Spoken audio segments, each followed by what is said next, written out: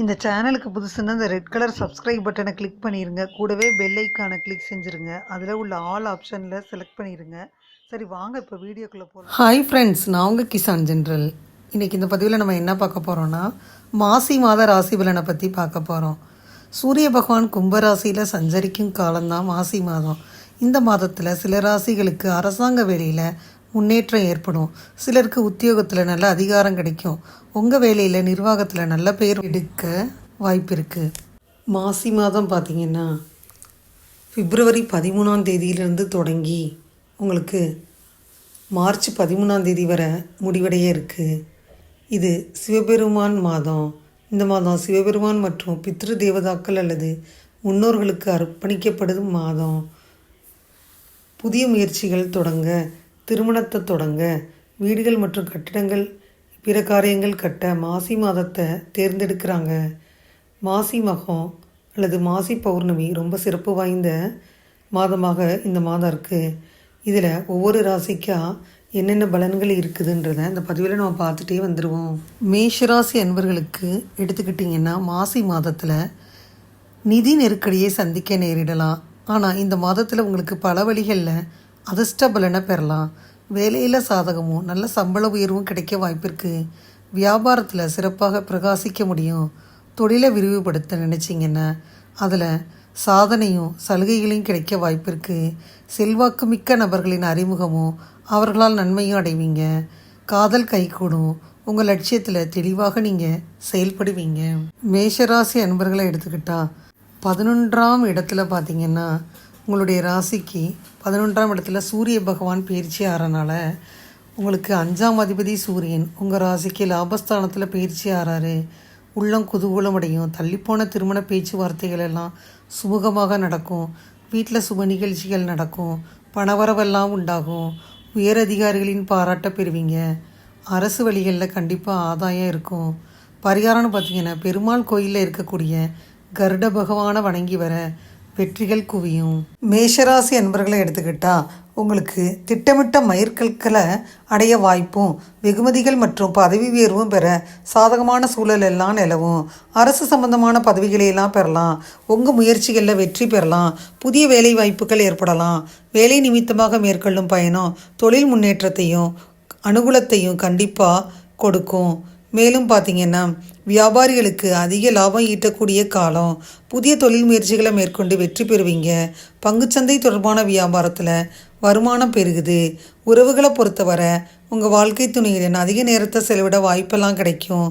அவங்கள ஆதரவு சிறப்பாக இருக்கிறனால உங்களுடைய நம்பகத்தன்மை கண்டிப்பாக மேம்படும். உதவும் திருமண வாழ்க்கையில் மகிழ்ச்சி அதிகரிக்கும்.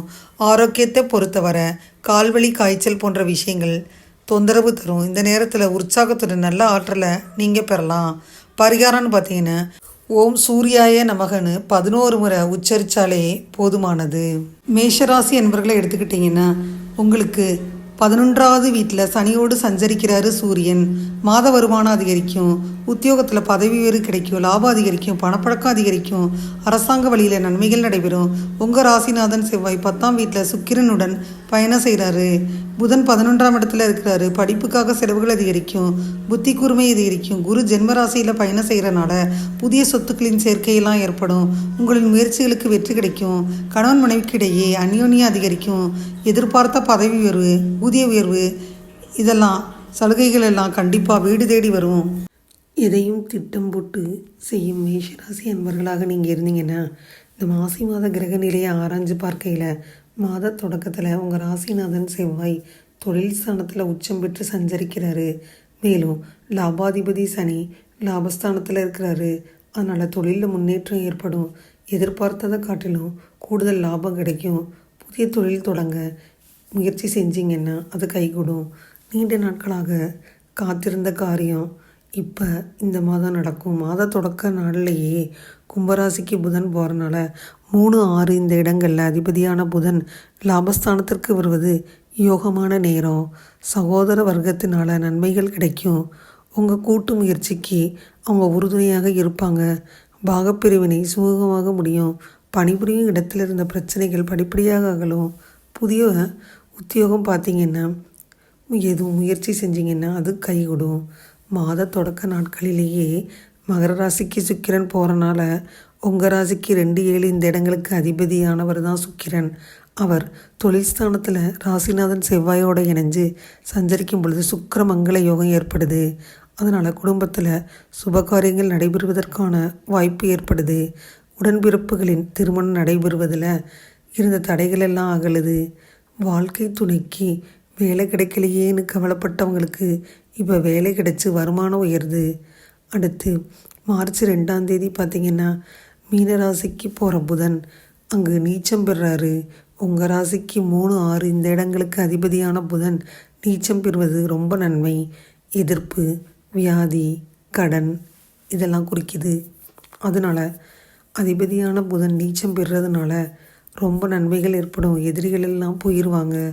எடுத்த காரியத்தில் இருந்த குறுக்கீடுகள் எல்லாம் அகலும். கடன் சுமை குறையும். உடல் நலம் சீராக மாறும். மருத்துவம் கை கொடுக்கும். அதே சமயம் உடன் பிறந்தவர்கள் உங்கள் மீது குற்றம் சுமத்துவாங்க. உறவினர்கள் ஒரு சிலர் உங்களை விட்டு விலக போகிறாங்க. மார்ச் 8ஆம் தேதி கும்பராசிக்கு சுக்கிரன் போகிறாரு. உங்கள் ராசிக்கு 2, 7 இந்த இடங்களுக்கு அதிபதி தான் சுக்கிரன்.